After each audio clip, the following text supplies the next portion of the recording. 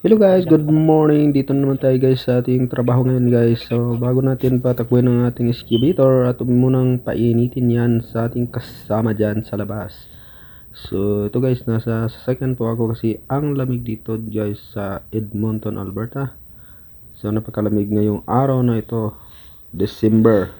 So Pasko guys. And guys, so bago kami mag-umpisa kailangan muna namin i-warm yung sasakyan, yung ano namin, excavator, kasi gumagawa po kami ng mga bahay dito guys.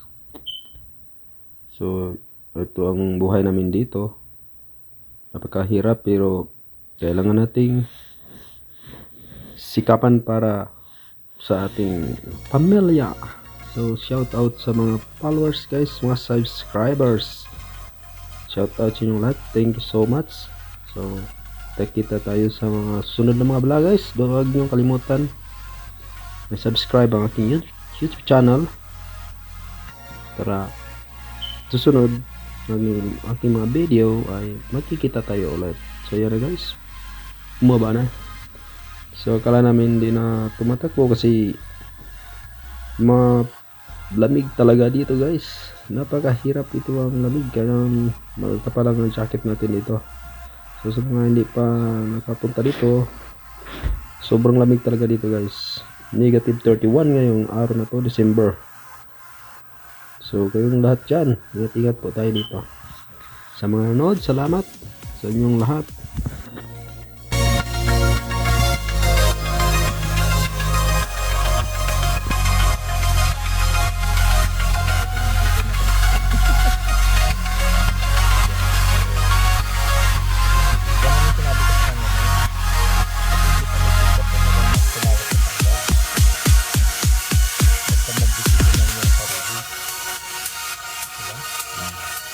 Pag nagdidesisyon ka sa iyong sarili, hindi mo naman kayong desisyon yan.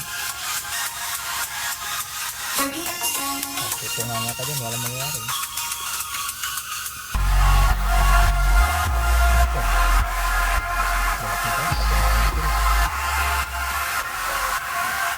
Kung tinawagan mo si Ali, di na sabi niya kung anong unit.